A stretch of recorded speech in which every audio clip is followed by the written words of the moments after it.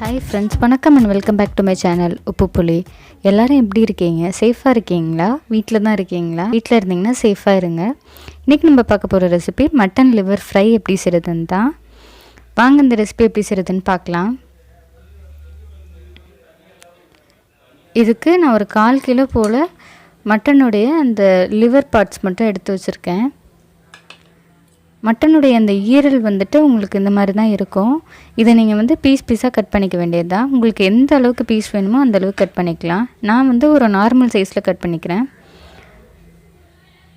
ரொம்ப பொடியாக கட் பண்ணிட்டிங்கன்னா அந்தளவுக்கு நல்லா இருக்காது. அதனால் ஓரளவு நார்மல் பீஸஸாக போட்டிங்கன்னா உங்களுக்கு சாப்பிட்றதுக்கு நல்லாயிருக்கும். இது எல்லாத்தையும் இந்த மாதிரி சைஸில் நான் கட் பண்ணிக்கிறேன். கட் பண்ணிவிட்டு இதை நல்லா 2-3 வாட்டி நல்லா வாஷ் பண்ணிவிட்டு எடுத்து வச்சுருக்கேன். லிவர் உங்களுக்கு சீக்கிரமாக வெந்துடும். இப்போ ஒரு பேனில் 1 ஸ்பூன் அளவுக்கு சமையல் எண்ணெய் சேர்த்துக்கிறேன். அதில் ஒரு 1/2 ஸ்பூன் அளவுக்கு சோம்பு சேர்த்துக்கிறேன். சோம்பு பொரிஞ்சோன்னே கொஞ்சமாக கருவேப்பிலை சேர்த்துக்கிறேன்.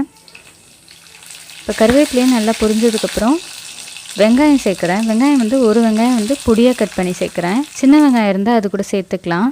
இப்போ வெங்காயம் நல்லா வதங்குறதுக்காக ஒரு 1/2 ஸ்பூன் அளவுக்கு உப்பு சேர்க்குறேன். உப்பு சேர்த்து இதை நல்லா வதக்குறேன். ஃபஸ்ட்டு ஒரு 2 நிமிஷம் வதக்குனிங்கன்னா போதும், நல்லா வதங்கிடும். வெங்காயம் நல்லா வதங்கினதுக்கப்புறம் தக்காளி சேர்க்குறேன். தக்காளி ஒரு தக்காளி பொடியாக கட் பண்ணி சேர்க்குறேன். இதையும் ஒரு 2 நிமிஷம் போல் நல்லா வதக்குனிங்கன்னா தக்காளியும் நல்லா வதங்கிடும். தக்காளி வதங்கினதுக்கப்புறம் அந்த மட்டனுடைய அந்த லிவர் கட் பண்ணி வச்சுருக்கிறது இப்போ சேர்க்குறேன். ஈரல் ஒரு 2 நிமிஷம் வதக்குனிங்கனாலே போதும், உங்களுக்கு அதோட கலர் சேஞ்ச் ஆகும். இப்போ கருப்பாக இருக்குல்ல, கருப்பாக இல்லாமல் உங்களுக்கு ஒரு மாதிரி ப்ரௌன் கலரில் வரும்.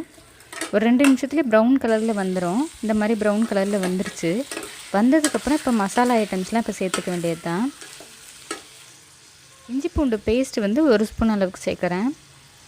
சேர்த்துட்டு இஞ்சி பூண்டோட இந்த பச்சை வாடை போகிற வரைக்கும் அதை நல்லா வதக்குறேன். ஒரு 1 நிமிஷம் வதக்குனிங்கனாலே இஞ்சி பூண்டு நல்லா மிக்ஸ் ஆகி அதோட பச்சை வாடையெல்லாம் போயிருக்கும்.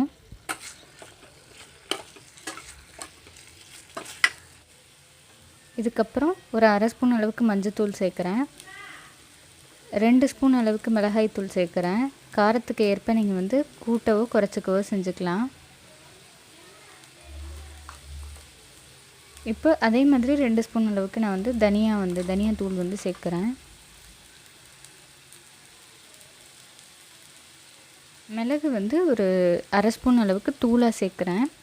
சீரகத்தூளும் அதே மாதிரி 1/2 ஸ்பூன் அளவுக்கு சேர்க்குறேன். சேர்த்துட்டு இப்போ நல்லா மிக்ஸ் பண்ணி விட்டுக்கிறேன்.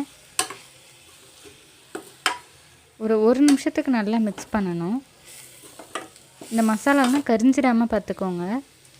இப்போ 1 கப் அளவுக்கு தண்ணி சேர்க்குறேன். உங்களுக்கு கிரேவியாக வேணும்னு நினச்சிங்கன்னா தண்ணி 1 கப் அளவுக்கு சேர்த்திங்கன்னா சரியாக இருக்கும். இல்லை நல்லா ஃப்ரை மாதிரி வேணும் அப்படின்னு நினச்சிங்கன்னா கொஞ்சம் குறைச்சிக்கலாம். நான் 1 கப்பு சேர்க்குறேன், அதுவே உங்களுக்கு கரெக்டாக இருக்கும்.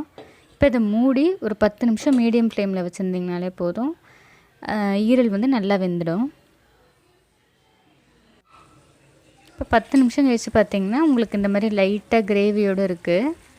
உங்களுக்கு இந்த மாதிரி சுத்தமாக கிரேவியாகவே வேணாம் அப்படின்னு நினச்சிங்கன்னா தண்ணி கொஞ்சம் குறைச்சி ஊற்றிக்கிட்டிங்கன்னா சுத்தமாக கிரேவி இல்லாமல் நல்லா ட்ரையாக ஃப்ரையாக இருக்கும். அவ்வளோதான், மட்டன் லிவர் ஃப்ரை சூப்பராக ரெடி ஆகிடுச்சு. மட்டன் ஈரல் உடம்புக்கு ரொம்பவே நல்லது. அதனால் முடிஞ்ச அளவு அதிகமாக சேர்த்துக்கோங்க. Meet you all in the next video. Until then bye bye from me. என்னோட சேனல் பிடிச்சிருந்தால் மறக்காமல் சப்ஸ்கிரைப் பண்ணிட்டு பக்கத்தில் இருக்க பெல் ஐக்கானை கிளிக் பண்ணிக்கோங்க. அப்போ தான் நான் ஒரு வாட்டியும் வீடியோஸ் போட்டேன்னா உங்களுக்கு நோட்டிஃபிகேஷனில் வரும்.